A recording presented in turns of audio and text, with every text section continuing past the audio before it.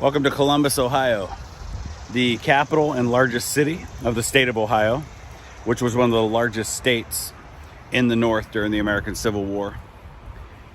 I'm standing on what was, at the time of the Civil War, known as Camp Chase, named in honor of Salmon P. Chase, who was a member of Abraham Lincoln's cabinet and eventually appointed to the United States Supreme Court.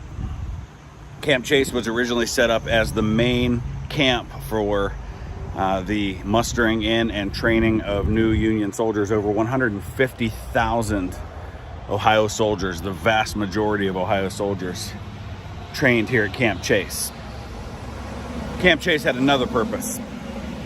It was also one of the largest prisoner of war camps for Confederate prisoners in the North. And like many of the prisoner of war camps on both sides, it was not a good place to be.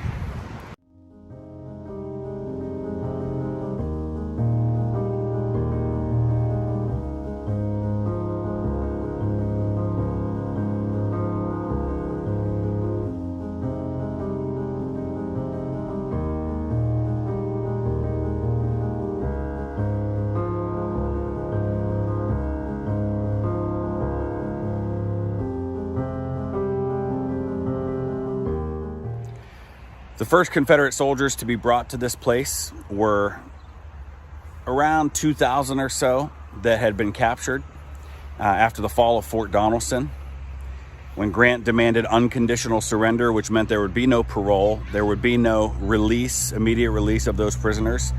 They would be held until they could be exchanged. And so, looking for places to put them, the U.S. government chose Camp Chase as one of the locations to transport and house the Confederate soldiers that had been captured in western Tennessee.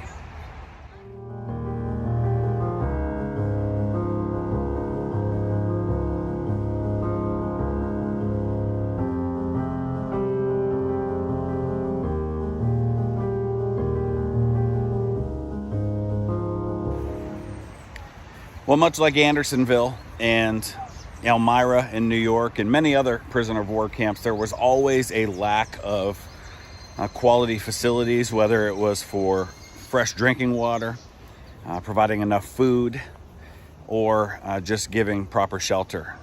Between 1861 and 1865, when this camp was operational, over 25,000 Confederate soldiers were held here at various times. Also held here were civilians that were suspected of treasonous activities against the United States, including a member of Congress who was held here.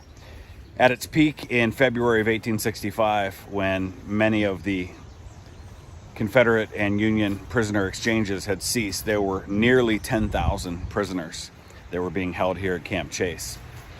By the time the camp closed and the war came to an end, this cemetery became the final resting place for over 2,200 Confederate soldiers who had died both here and at a smaller prisoner of war camp near in southwest Ohio.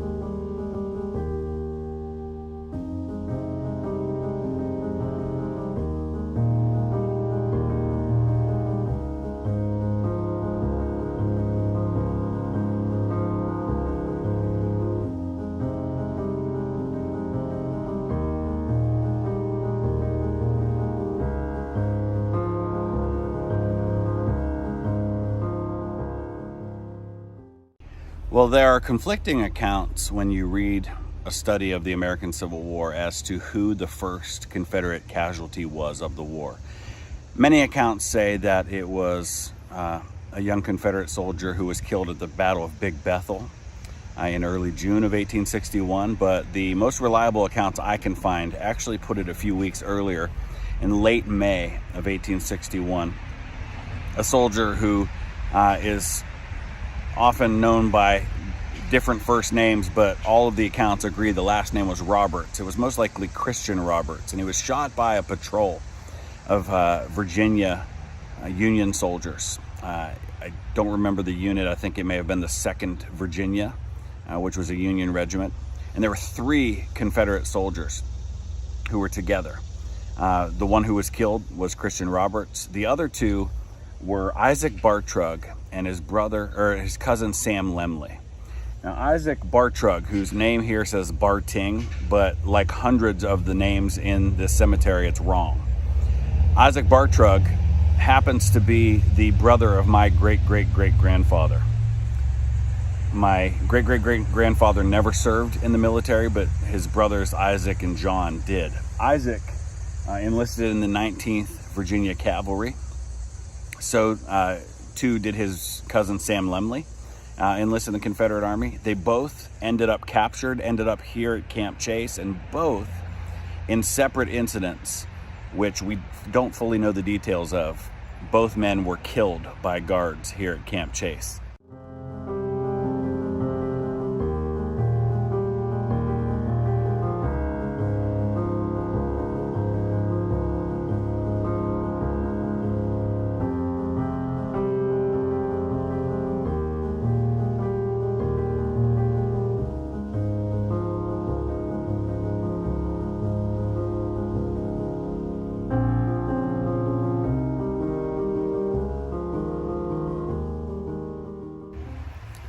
Unlike most prisoners of war camp, which were typically either for officers or for enlisted men, but rarely for both, there were a number of officers that were held here at Camp Chase.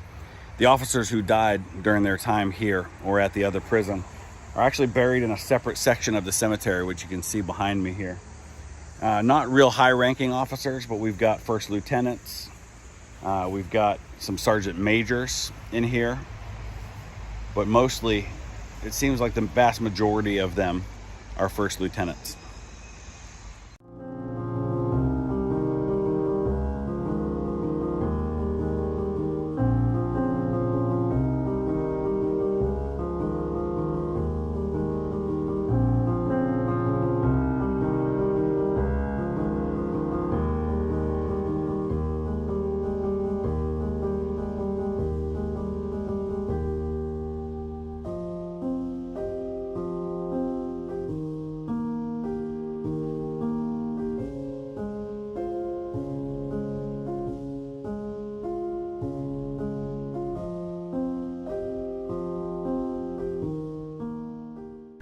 Most of the over 2,200 dead who are buried here at Camp Chase were buried here during the war. There were 90 or so that were brought here from the city cemetery in Columbus, the civilian cemetery, and buried here after the war, as well as over 100 who were claimed by family and removed from here. Among those who were claimed by family and removed from this place was my uncle Isaac Bartrug, who is buried in Burton, West Virginia today, but his marker remains for some strange reason here in the cemetery.